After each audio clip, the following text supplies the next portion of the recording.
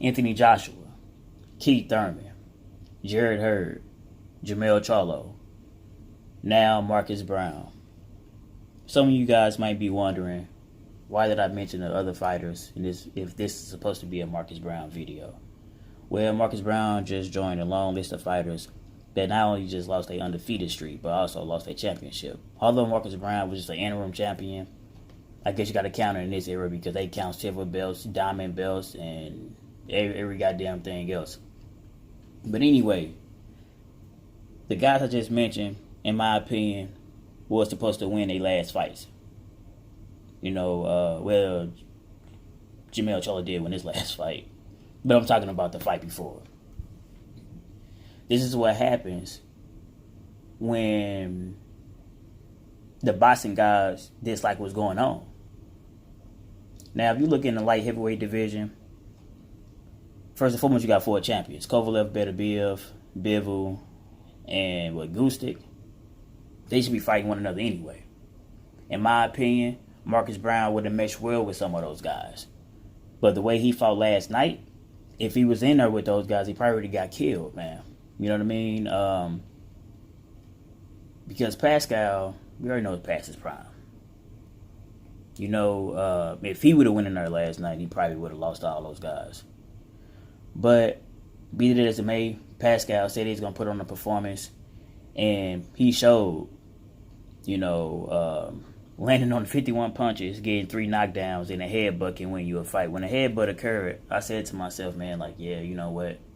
Pascal probably win this fight, man. Because Marcus Browne was winning majority of the rounds, but those knockdowns, you already know, they go against you, man. And then a headbutt just didn't, it didn't help at all.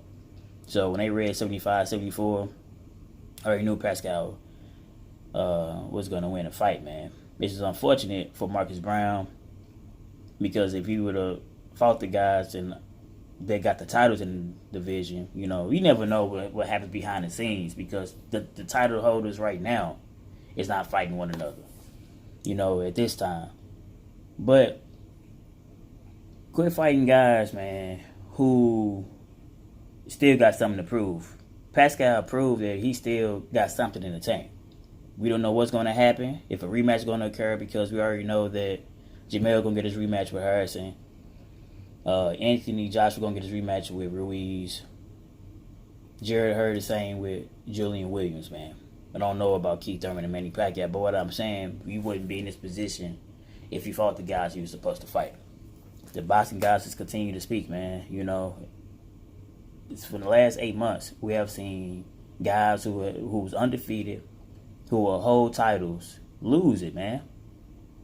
And against guys he's supposed to beat. I know Maurice Hooker lost his title, but he was unifying. He was doing what he's supposed to do. And then, he just, in this instance, he just lost. But y'all fighting guys who kind of is at the end of their road, but still got got one loss. And still got something in the tank. And it's proven, man. So now you got an L.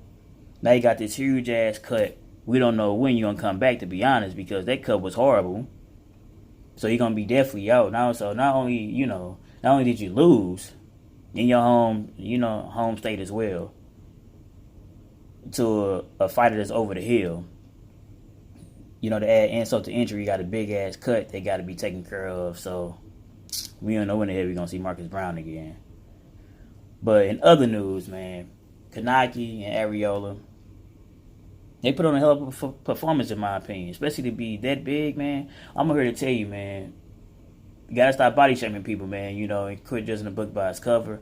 People like Ruiz, Kownacki, as well as Arreola, even though Arreola was on a losing effort, those guys bang, man. You gotta quit thinking, we're gonna beat those. Those guys is not equipped to go the distance or equipped to do what it takes to win fights. Because, we seen with Ruiz, and now we seen with Kownacki and Arreola. Even though Kownacki beat Arreola, Arreola did his thing, man.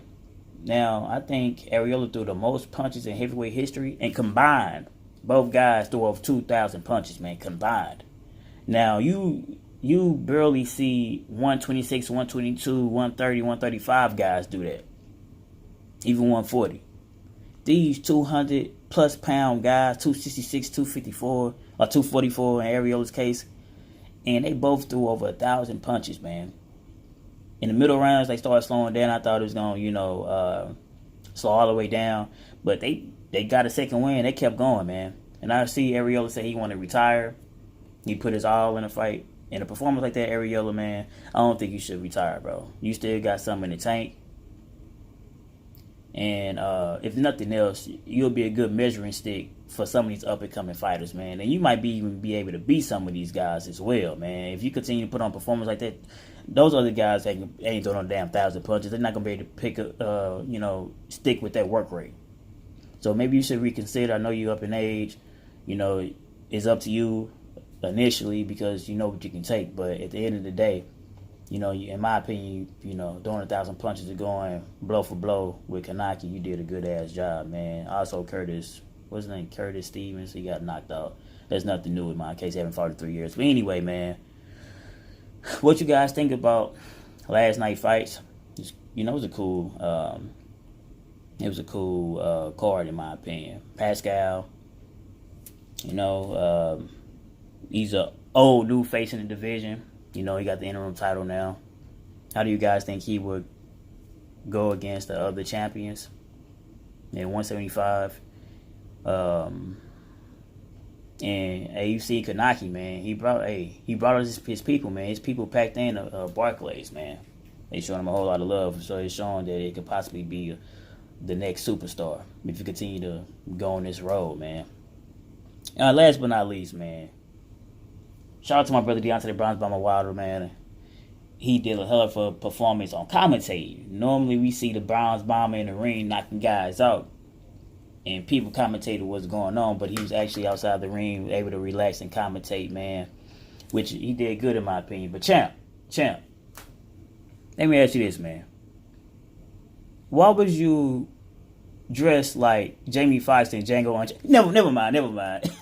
You the champ, man. You the champ. You can wear what the hell you want. You continue to get knocked off and put on performances the way you put the performances on. You can wear what the hell you want to wear, man. Okay, Black. Y'all know who I am. And shout out to the mighty LDBC.